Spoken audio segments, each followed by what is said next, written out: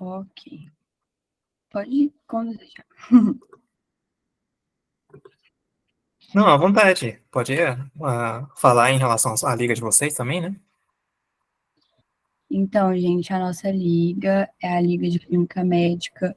Ela é nova e a gente está muito feliz de poder fazer esse projeto, né, na Universidade Católica de Brasília. Muito feliz em trazer mais uma aula para vocês. Eu espero que seja muito boa e que vocês aproveitem muito. Muito obrigada pela disponibilidade, doutor. Perfeito. Como a Ana Júlia já disse, né, eu sou médico geriatra, inclusive eu até levei um susto aqui que o doutor Pedro Negreiros está entrando aqui também, né, na aula. Temos médicos profissionais também aqui para poder participar um pouquinho da nossa conversa. Hoje a gente vai falar um pouquinho sobre raciocínio clínico, né, no dia a dia, e esse raciocínio vai ser um pouquinho diferente, porque eu vou trazer como que eu raciocínio, tá? Então, se vocês forem ver no livro-texto de anamnese, na semiótica, vocês vão ver algumas coisas diferentes do que eu vou falar aqui, ok? Então, primeiro, em relação ao raciocínio clínico, né, normalmente, quando a gente pede para fazer algum tipo de, todos os tipos mesmo de atendimento ao público, né, atendimento clínico, quando a gente vê em algum livro-texto, costumam aparecer como iniciar com queixa principal, e depois de iniciar com queixa principal, a gente faz aquela nome, data de nascimento, tudo aquelas coisas que iniciais para cabeçalho, né, do paciente, para depois conversar algumas coisas com o nosso paciente. Na minha prática clínica mesmo, eu vou até compartilhar aqui a tela para vocês entenderem, tá? Deixa eu ver se eu consigo compartilhar. Então, quando a gente faz o atendimento de um paciente, vocês estão conseguindo ver a minha tela? Sim, estamos. Ok? Então, quando a gente vê em relação ao atendimento do paciente, né, esse aqui é um modelo que normalmente eu faço o atendimento, e uma das coisas que vocês vão ver no meu primeira parte do atendimento, né, além de, claro, nome do paciente, né, essas coisas assim, a gente vai colocar o acompanhante que está lá e as medicações em uso e medicações que não deram certo. Por que disso que é importante, né, essa visualização na prática clínica da gente falar em relação a acompanhante e medicamento? Essa ideia é uma ideia muito parecida com quando a gente faz a avaliação em relação aos raio-x ou eletrocardiograma. Quando a gente faz uma avaliação de raio-x e eletrocardiograma, a primeira coisa que a gente deve avaliar é o quê? É se o exame está sendo fidedigno, se o exame está sendo calibrado de forma correta. Então, a gente vai ver se a máquina está sendo calibrada de uma forma correta e se a imagem está sendo nítida o suficiente para a gente conseguir raciocinar em relação, em cima, né, dos dados. Então, como que eu vou saber se a minha anamnese vai ser uma anamnese confiável? A primeira coisa que a gente vai ter que ver se a nossa anamnese é confiável, né, é se o acompanhante que está trazendo a conversa, né, é realmente uma pessoa confiável do ponto de vista da informação, ou se eu só posso confiar no paciente. Como que eu vejo isso? É basicamente o tempo que o nosso paciente está junto com esse acompanhante. Então, para o acompanhante ser minimamente confiável, a gente precisa de pelo menos que esse acompanhante esteja 3 vezes por semana de encontro com o nosso paciente. Se a gente tiver um acompanhante que só vê uma vez por semana, ou só vê uma vez por mês, ou tem alguns acompanhantes, filhas, por exemplo, que já moram longe da mãe e vêm a mãe aqui para consulta, que a gente não pode confiar muito porque só vê uma vez a cada semestre. Se isso acontecer, toda a nossa conversa deve ser baseada somente com as informações do paciente, e a gente não vai poder mais considerar as informações do acompanhante. Então, é muito importante quantas vezes por semana esse acompanhante está conversando com a paciente. Pode ser que essa conversa seja pelo telefone, pode ser presencial, né? Melhor que seja presencial, algumas coisas, claro, mas se a pessoa pelo menos estiver em contato todos os dias, é uma pessoa confiante do ponto de vista de trazer as informações. Então, antes de tudo, no nosso raciocínio clínico, a gente tem que saber se o nosso método, a metodologia está sendo adequada. E para a gente saber se a metodologia está adequada em um atendimento, primeiro, quem está oferecendo essa informação? É o paciente mesmo ou é o acompanhante? E se for o acompanhante, qual é a frequência que esse acompanhante encontra o paciente? Então, essa é a primeira parte. E a segunda parte, para a gente saber se a nossa conversa vai ser fidedigna ou não, é justamente a lista de medicamentos. Por que a lista de medicamento torna-se uma coisa para a gente avaliar se é confiável ou não? É para justamente saber se aquilo que o paciente está sentindo é doença. Como que eu vou confiar que o meu diagnóstico está correto, que a doença existe mesmo, né, sem checar se não é efeito colateral dos medicamentos. Então, por isso que na minha prática clínica, a gente tem que ver se realmente é fidedigno para a gente pensar em alguma doença. Para a gente saber isso, a gente precisa da fonte de informação, se é acompanhante paciente, e também dos medicamentos que estão utilizando. Se aqueles medicamentos realmente não trazem aqueles efeitos colaterais em específico que fazem com que a pessoa sinta aqueles sintomas clínicos indesejáveis. Então, antes da gente saber mesmo, né, se aquela queixa principal é uma doença, a gente precisa saber da lista dos medicamentos e a fonte de informação. Igual que nem qualquer exame complementar, como eletrocardiograma e raio-x, que a gente tem que ver se realmente aquele modelo está, né, aquele nosso atendimento está com fontes confiáveis de tratar. Depois que a gente vê se realmente é confiável, né, se aquela queixa não está associada a nenhum dos medicamentos e aquela queixa do paciente realmente vai vir com informações corretas, tanto do acompanhante quanto do paciente, ou somente do paciente, aí que a gente começa a fazer a história clínica do paciente. Por exemplo, na história clínica do paciente, o que a gente tem que considerar, né? Primeira coisa em relação à história clínica do paciente. Vamos falar, por exemplo, que o paciente veio com uma queixa principal de que está com dor abdominal. Considerando que está com dor abdominal, como que a gente vai conduzir? Então, a gente está falando de um paciente que a queixa principal é a dor abdominal, ok? Considerando a queixa principal como sendo dor abdominal, a gente vai ter que falar tem algumas pessoas que falam que são 7Ws, tem algumas pessoas que falam 7Q, tem algumas pessoas que falam 5Q, ou tem pessoas que falam 5W. Eu prefiro falar de 5 aspectos mesmo que a gente tem que focar para qualquer queixa clínica. E esses 5 aspectos que a gente vai ter que focar pela queixa clínica, primeiro é em relação a diagnóstico. Quais são os diagnósticos que a gente consegue tratar nesse paciente? Então, os diagnósticos são divididos em 3 tipos de diagnóstico. O diagnóstico, né, do why, what, where, né? Então, diagnóstico topográfico. Diagnóstico topográfico é qual é o órgão de fato que está sendo afetado. O diagnóstico sindrômico, o que é essa doença? Se é uma causa infecciosa, se é uma causa inflamatória não infecciosa, né, pensando em autoimune, por exemplo, se é uma causa degenerativa, doença de Parkinson, doença de Alzheimer, doenças degenerativas, se é problemas vascular, síndrome vascular, né, se é de uma doença neurológica, síndrome neurológica. Então, o que é o problema, né? É um diagnóstico sindrômico. E o diagnóstico etiológico, por que a pessoa está tendo esse síndrome em cima desse órgão? Então, isso aqui são os 3 diagnósticos que a gente vai ter que fazer. Por que esses diagnósticos, os 3 diagnósticos são importantes? Porque justamente são esses 3 diagnósticos que a gente vai tratar. Mesmo que a gente não encontre o diagnóstico etiológico, né, que é o porquê, a causa, né, por exemplo, se a pessoa tiver infecção urinária, né, a gente pode ter nessa infecção urinária, então, a localização, né, que é justamente trato urinário no paciente. Depois disso, a gente vai ter o diagnóstico sindrômico, se essa síndrome realmente é uma síndrome infecciosa e qual é a etiologia daquela infecção. Se a infecção é Escherichia coli. Então, temos 3 diagnósticos diferentes. Topográfico, que é a urinária, né? O sindrômico, que é infecciosa, e etiológico, que é Escherichia coli.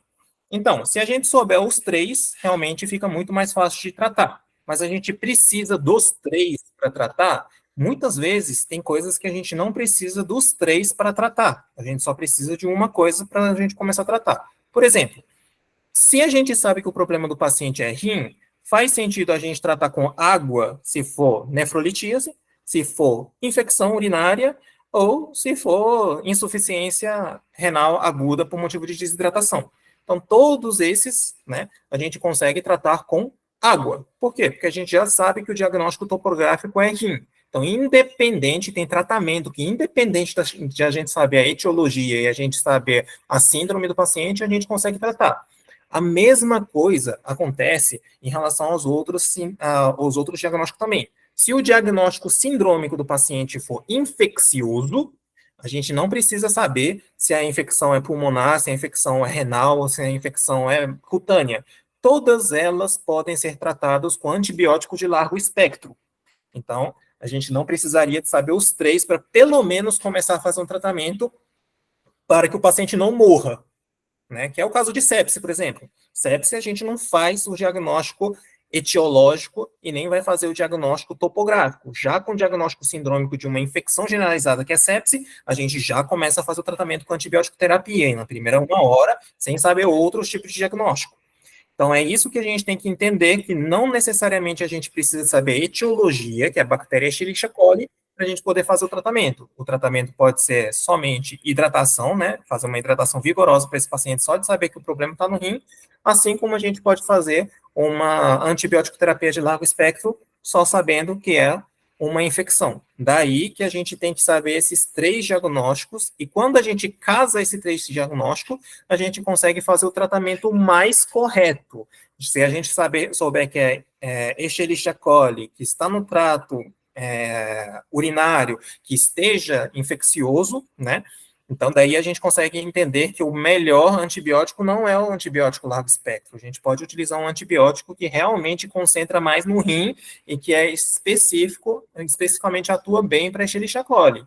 E pode ser, né, a gente pode estar falando para pacientes grávidos, por exemplo, amoxicilina, cefalexina, nitrofurantoína cobre bem. Para os pacientes não grávidas, né, a gente consegue utilizar sulfamethoxazol trimetoprim, né, podemos utilizar fluoxacinos da vida, né, ciprofloxacino, não fluoxacino. Então, a gente consegue, realmente, se a gente souber a etiologia, o local e a síndrome, a gente consegue focar, concentrar para fazer um tratamento mais adequado, né, um tratamento mais efetivo. Mas, mesmo sabendo somente um dos diagnósticos, seja topográfico, seja sindrômico, seja etiológico, a gente já consegue fazer o tratamento de forma correta. Ok?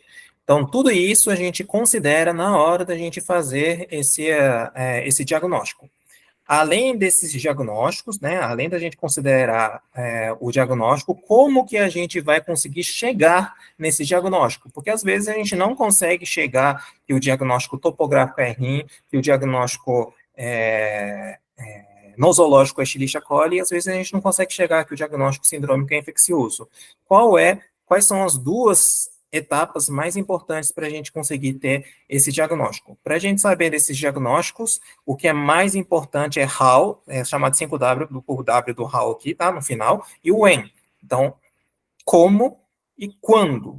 O como e quando passa a ser extremamente importante para a gente saber qual é o diagnóstico. Então, o paciente chegou no seu consultório com dor de barriga. Se o paciente está com dor de barriga, primeira coisa que a gente tem que saber é diagnóstico topográfico. Aonde que está doendo? Aí ele vai poder apontar, por exemplo, abdominal inferior, abdominal superior. Você pode palpar para saber localização. Se ele sente a dor na fossa ilíaca direita, quais são os possíveis diagnósticos topográficos? Intestino, fossa ilíaca direita tem intestino, né? A barriga na parte direita embaixo tem o intestino. Tem o ureter, então pode ser que seja urinário, tá certo? Pode ser que seja muscular, né? adiposo, muscular, essas coisas aí, que também está na fossa ilíaca direita. Pode ser que tenha iliopsoas doendo nesse paciente, tá? Se for mulher, pode ser que seja a trompa. Inclusive, até esqueci de falar em relação a isso, tá? Na geriatria, a gente fala que antes de começar tudo, a gente vai ter que saber se o acompanhante é confiável, né? Se realmente a gente consegue ter um acompanhante que encontre a paciente 5 vezes por semana, idealmente, pelo menos 3 vezes por semana, e que e tenha todas as listas de medicamentos para começar a consulta, tá? Isso na geriatria. Mas, para a população geral, quando a gente encontra uma mulher jovem, né, a primeira pergunta que a gente tem que fazer é a data da última menstruação. Inclusive, isso caiu numa prova da Unicamp, tá?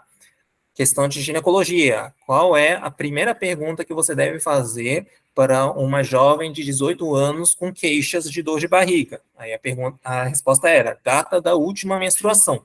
Por que disso? Pela mesma lógica que a gente está falando das medicações e do acompanhante confiável. É para justamente saber se aquelas situações, né, aqueles sintomas que o paciente está sentindo, realmente é da doença ou se é uma coisa fisiológica. Lembrando que gravidez é fisiológico, não é uma doença, né? Gravidez não é doença. Portanto, tanto medicação, quanto gravidez, quanto o acompanhante que não sabe da informação correta, tudo isso são fatores que a gente fala que é erro, né, viés do seu atendimento. Então, para um raciocínio clínico correto, a gente tem que saber data da última menstruação, medicamentos que o paciente utiliza, isso para mulher jovem, né, claro, na data da última menstruação, e se o acompanhante, se a fonte do que está falando seja uma fonte confiável. Isso é muito importante, particularmente quando a fonte é o filho ou a filha, porque o filho e a filha costumam intrometer muito, não deixando o idoso falar. Vocês vão ver isso muito em qualquer atendimento que vocês vão fazendo no pronto-socorro. Até mesmo que pronto-socorro, a maioria dos pacientes que vêm para vocês são idosos, né? Aí começa a filha a falar e não deixa o idoso falar. Isso é muito comum de acontecer.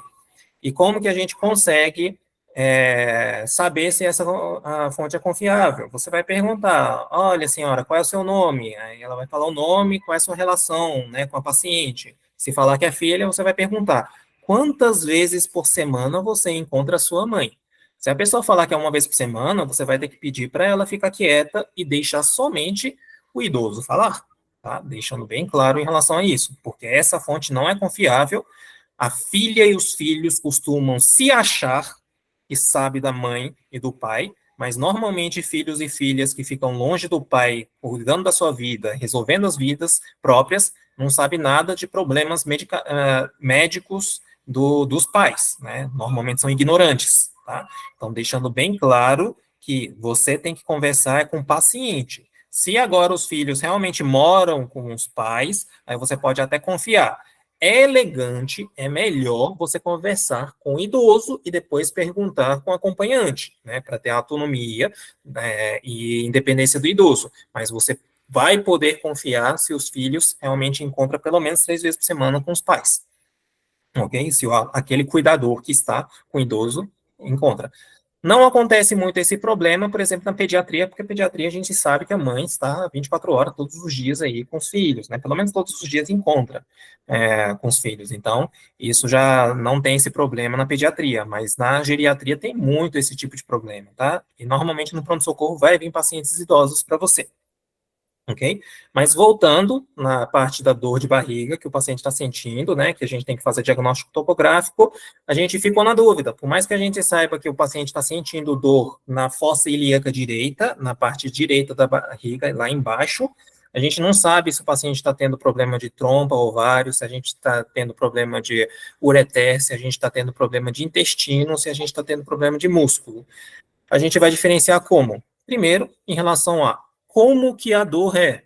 Se o paciente falar que a dor é em cólica, a gente vai começar a pensar em órgãos ocos, né? Então, aí vai entrar ureter, vai entrar intestino e vai entrar ovário, e a gente vai conseguir excluir músculo esquelético.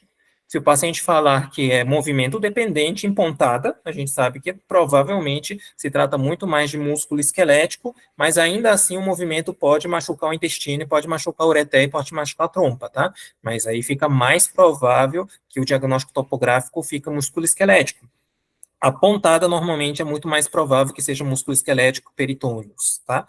Então, e cólica, mas órgãos ocos. Assim como a gente pode perguntar como que o paciente sente, né, a dor, quando que o paciente sente dor. Agora, when, né? Quando que o paciente sente a dor. Em relação a quando que o paciente sente dor, dói quando urina?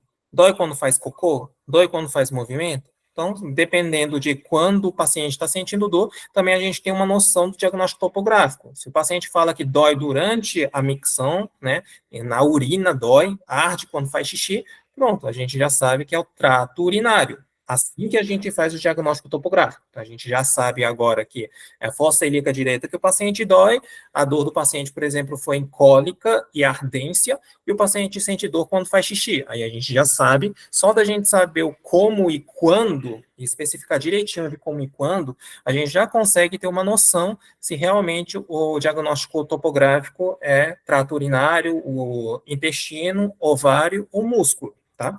Então, é assim que a gente faz a nossa conversa. Além disso, a gente consegue ter uma noção também de diagnóstico de quando que o paciente sente a dor. Com isso, né, como e quando, a gente consegue ter também uma noção do diagnóstico etiológico. Por exemplo, a pessoa só está sentindo do lado direito. Se a gente sente que é só do lado direito e não tem no lado esquerdo, aí começa a pensar unilateral, fica mais difícil da gente pensar que seja infeccioso, tá? Então, a gente vai começar a pensar em etiologias não infecciosas. A gente sabe que é rim, né? O paciente tem problema no rim, e sindromicamente unilateral, que é urinário, né? Pensando que a topográfica é urinário, unilateral, e o paciente não está sentindo febre, por exemplo, só com isso a gente já consegue descartar a etiologia, né? O diagnóstico tanto nosológico, né, etiológico, quanto o diagnóstico sindrômico infeccioso. Provavelmente não é infeccioso. Estamos falando de diagnósticos inflamatórios não infecciosos. Aí a gente vai pensar em síndromes inflamatórias não infecciosas. Como que a gente trata síndrome inflamatória não infecciosa? A síndrome inflamatória não infecciosa a gente consegue tratar, por exemplo, com anti-inflamatório, né? Já que é renal, a gente consegue tratar com água, hidratação vigorosa, e já que é inflamatório não infecciosa, seja infecciosa ou não infecciosa, a gente conseguiria tratar, por exemplo, com anti-inflamatório. Então, só com isso a gente consegue ter uma noção de como que a gente vai fazer o tratamento, né? Agora, na etiológico, a gente vai perguntar como que é a sua dor em relação à disúria. A gente pode falar, aprofundar mais como que é essa disúria, que é a ardência na urina. A ardência na urina, pode ser que a pessoa sente a ardência na urina no início do xixi, pode ser que o paciente sente a ardência na urina durante todo o xixi, ou o paciente pode sentir a ardência na urina no final do xixi. Isso tudo, esse como, já tem uma diferença diagnóstico nosológico gritante, tá? Então, como que é? Se você tem uma ardência no início do xixi, né, quando a gente está falando de ardência da urina no início do xixi, a gente tem que pensar que o problema do paciente é uretrite, e não é cistite. Se for cistite, que é realmente bexiga do paciente, ou o paciente tenha infecção no rim mesmo, lá em cima, a dor seria durante todo o xixi. Se o xixi está infeccionado, arde durante todo o xixi.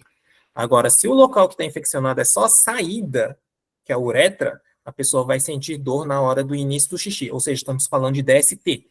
Né? Doenças sexualmente transmissíveis dói quando no início do xixi, seja gonococo, clamídia, qualquer uretrite. Tá? Se a pessoa sente dor durante todo o xixi, a gente está pensando em doenças infecciosas da urina mesmo, né? Então, cistite e pielonefrite. Já esse paciente, por exemplo, ele vai falar que eu sinto dor só no final do xixi. O que é essa dor só no final do xixi? É areia. Tá? Então, a gente está falando de, se você está saindo um bocado de pedras pequenininhas, que é forma de areia mesmo, durante todo o seu xixi, a bexiga abre, né, a uretra abre, está passando aquele xixi, nesse momento não dói tanto, mas na hora de fechar a uretra, esmaga várias areinhas que está passando lá pela uretra e começa a doer. Então, a dor de uma pessoa que tem, a ardência da pessoa que tem a nefrolitíase é no final da urina que o paciente sente. Então, também na hora do exame é diferente, tá? O EAS a gente pede primeiro jato, se a gente quiser saber em relação ao DST, se a gente quer saber em relação à infecção urinária no jato médio, e a gente pede a detecção de cristais urinários no jato final. É assim que a gente faz o diagnóstico de pedra, se é DST, ou se é um caso de infecção urinária. Então, se o paciente não tem febre, fica um pouquinho mais difícil da gente pensar em pielonefrite, pode até ser cistite ou uretrite. O paciente não tem ardência no início nem no meio da urina, a gente vai ficar mais tendencioso a pedra nos rins, até mesmo que está falando unilateral. Então, esse paciente que está sentindo dor na fossa ilíaca direita e a ardência na urina é só no final da urina, então a gente pode pensar que o paciente tem nefrolitíase. Cuidado aqui, paciente tem dor unilateral e tem dor durante toda a urina, a gente tem que pensar que ele tem uns dois, porque a infecção urinária não é comum sentir dor somente em um lado. Então, a gente tem que pensar na possibilidade de nefrolitíase, só que também a nefrolitíase não arde durante todo o seu xixi. Então, a gente tem que passar a pensar que o paciente tem cistite também.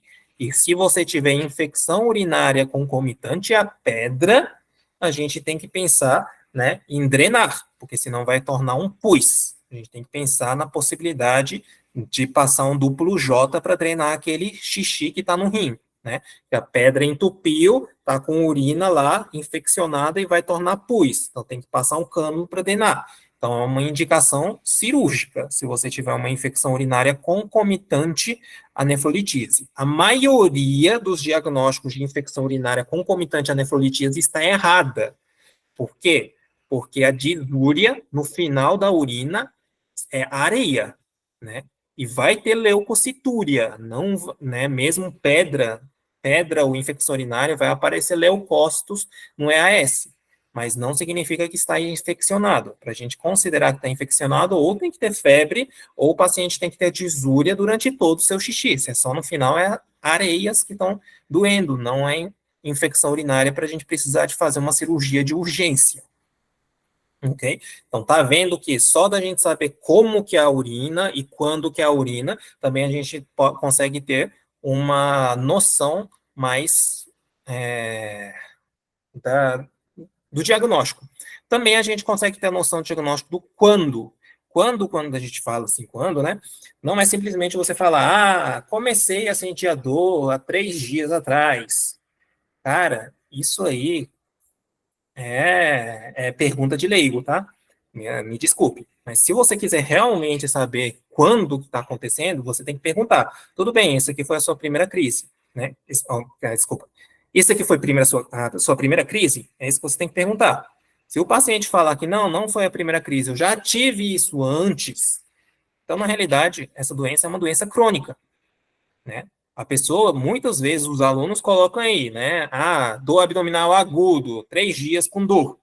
Não é 3 dias com dor que esse paciente tem. Esse paciente tem dor desde os seus 18 anos de idade, a 10 anos. Ele tem 28 anos de idade, há 10 anos atrás eu já tenho essas dores que de vez em quando vêm.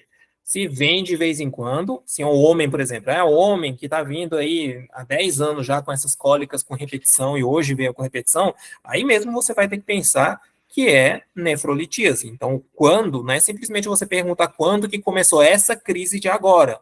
Você vai ter que perguntar quando que começou a primeira crise parecida com esse, tá? Ou, às vezes, a pessoa fala, não era uma crise tão forte, há 3 dias atrás ficou intensa, que foi o motivo que eu vim para o pronto-socorro. Mas, na realidade, eu tive uma dorzinha que já vinha tem 2 meses. Também já tornou crônico, né? Não é mais casos agudos. Então, muitas vezes, a classificação de agudo e crônica também, em prontuário, vem errado. Isso mesmo em médicos experientes, a gente vê esse tipo de erro. Então, por isso, se a gente quiser saber tratar um paciente, a gente tem que saber o diagnóstico topográfico, diagnóstico sindrômico do paciente e diagnóstico etiológico do paciente. E para saber essas 3 coisas, o mais importante é saber quando e como. como que é essa dor, como que acontece, quando que isso acontece, já tem muito tempo, quando foi a sua primeira crise. Insista no quando e como, para você realmente saber, né, interpretar clinicamente aquilo lá. E na hora da gente fazer o diagnóstico clínico, não é simplesmente interpretação clínica e diagnóstico clínico, não é simplesmente a gente extrair a informação do jeito que vocês bem acharem que deve extrair, tá?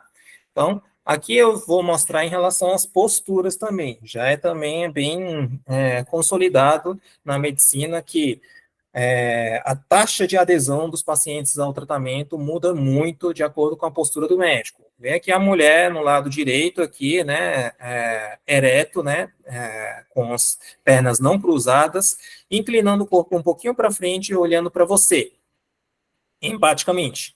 Isso aqui vai fazer com que a confiança do seu paciente esteja bem maior do que uma pessoa que cruza as pernas. Cruzar as pernas já é um sintoma, né, um sinal de que você não está interessado ou que você está tenso e não quer compartilhar alguma coisa com alguém. Toda vez que você está diante de uma aula, por exemplo, né, ou você está num momento que você está conversando com o professor, provavelmente você cruza as pernas. Isso acontece porque você se sente desconfortável. Então, isso aqui é um sinal de desconfortabilidade, né? A pessoa não está confortável durante a entrevista. Se a pessoa não está confortável durante a entrevista, evidentemente que a pessoa não vai compartilhar informação contigo. E o pior, quem vai induzir isso? Nós, médicos, tá? A gente tem uma tendência de fazer o rapport, que é quando a gente copia o movimento de quem está na sua frente. É muito comum o próprio médico cruzar os braços, cruzar a perna e conversar com o paciente. O que acontece quando você faz isso? Você induz o seu paciente também cruzar a perna e cruzar os braços. Se você inclinar o seu corpo para frente, olhar para o paciente e conversar, o paciente também tende a fazer a mesma postura. Teste, né, amanhã na sala de aula e ver os colegas ao redor. Vocês vão ver que todos os seus colegas vão estar fazendo a mesma postura. Se um cruzar a perna, todo mundo cruza a perna. Se um começar, né, a colocar a mão no rosto, todo mundo vai colocar a mão no rosto. Isso faz parte do ser social. A gente imita as pessoas que gostam ao redor. Bom saber, né, que quando você vê que as pessoas estão imitando a sua postura, significa que aquelas pessoas relativamente gostam de ti. Tá? Só que se você começar a fazer a postura de cruzar o braço, cruzar a perna, vai fazer com que tenha esse bloqueio, não permitindo que você tenha uma conversa adequada com o paciente. Então, para a gente ter um raciocínio clínico correto, não basta a gente fazer a pergunta correta. Não basta a gente primeiro saber, né, se esse paciente é confiável, se saber os medicamentos, saber a data da última menstruação para começar a destrinchar a queixa de acordo com diagnóstico topográfico, diagnóstico sindrômico, diagnóstico nosológico, através de quando e como, mas também a gente tem que extrair ao máximo as informações do nosso paciente através de linguagem corporal. E a linguagem corporal mais adequada é você ficar reto em relação ao corpo, inclinado um pouquinho para frente, olhando para o paciente. Isso faz com que o paciente queira conversar mais contigo. Se você ficar na cadeira para trás e ficar conversando com o paciente, aparenta que você não está tão interessado em conversar com esse paciente. Então, isso também vai fazer com que você perca, né, a adesão do tratamento do paciente. Você já deve ter escutado várias vezes, nem vou fazer esses exames que o médico pediu, porque esse médico nem sequer me viu, olhou para minha cara, né? Isso é muito comum de acontecer. Então, você vai ter falha terapêutica, assim como falha em trazer a informação, conseguir obter a informação, como a falha de conseguir fazer exames, né? A falha da pessoa voltar para o retorno. A nossa principal métrica, né, de que o paciente está aderindo ao tratamento é justamente se ela vai voltar, se ela vai ter retorno. E para a pessoa ter retorno, a pessoa, no mínimo, vai ter que confiar em ti. E a forma da gente fazer para a pessoa ser confiável é em relação à postura. Não só postura, tá? Tem vários estudos interessantes em relação até vestimenta, em relação a várias outras coisas. Tem estudos demonstrando que quando a gente não utiliza o jaleco, a gente, né, no ambiente ambulatorial, por exemplo, a gente não vai ter o síndrome de jaleco branco, então o erro de hipertensão de jaleco branco diminui substancialmente, o erro da pressão aumentar por causa do frio, do ar-condicionado também, né, lembrando que quando você tem frio do ar-condicionado, você vai fazer com que o paciente fique com o braço cruzado e a perna cruzada, só com isso, né, no frio a gente fica com menos vontade de conversar. Tanto é que os países tropicais, normalmente as pessoas são mais faladeiras do que os países norte, onde é o país frio. O país frio, normalmente, o comportamento, a conversa corporal já é uma conversa corporal bloqueada, fazendo com que as pessoas conversem menos. Então, tudo isso vai fazer com que você não tenha contato correto com os pacientes. Não só em relação o jaleco fazer com que a pessoa tenha essa postura ruim, do jaleco fazer com que tenha pressão alta, já também foi demonstrado que o jaleco branco faz com que a sensibilidade à dor do paciente aumente. Então, o paciente vai sentir mais dor se você estiver atendendo o paciente com jaleco, por motivo de tensão mesmo. A pessoa fica tensa e acaba aumentando. Então, até a vestimenta, a postura sua, tudo isso vai fazer com que tenha diferença na hora de extrair a informação e na hora de tratar. Ah, mas isso aí é coisa de charlatão. Muito pelo contrário. O problema é isso. Na verdade, isso se chama inveja de médico. O médico não sabe utilizar técnicas de pessoas que sabem convencer o paciente e fica chamando isso de charlatanismo. Mas efeito placebo é a coisa mais bem estudada dentro da medicina. Então, se você não utiliza o efeito placebo, não só medicamentoso, né, de vitaminas para sentir melhor, que é um placebo, a gente sabe disso, mas também o efeito placebo também está na nossa fala, na nossa postura, na nossa vestimenta. Tudo isso é um efeito placebo para os pacientes conseguirem fazer uma adesão melhor, conversa melhor e sentir melhor, tá? E isso, né, os médicos costumam ser ruins de fazer, e é importante para o nosso raciocínio clínico. Então, pilar do raciocínio clínico é isso. Primeiro, a gente tem que saber se a base está correta. A base é a informação fidedigna, né? Não é por causa de medicamento e nem é por causa fisiológico da gravidez, ok? Depois vai, se realmente é doença, a gente vai ter que destrinchar esses 5 Ws, né? De fato, para entender clinicamente. E durante esse destrinchamento dos 5 Ws, a gente tem que utilizar técnicas para o nosso raciocínio clínico ficar mais aguçado, que é a técnica de extrair informação do paciente. Postura, vestimenta, você explicar para o paciente. O fato só de você explicar para o paciente, você vai fazer com que a pessoa tenha mais adesão.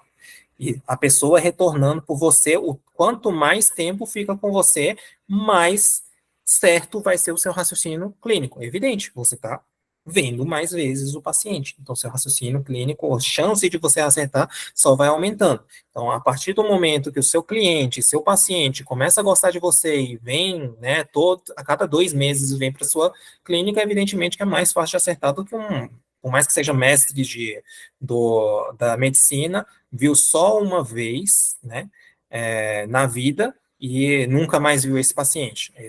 Por mais que o cara seja o Harrison da vida, ele pode errar muito mais do que um recém-formado que vê todos os dias que tem essa relação médico-paciente bom. Ok? Então, isso aqui é a base, né, mais ou menos que a gente que a gente tem em relação ao raciocínio clínico. Tem alguma dúvida?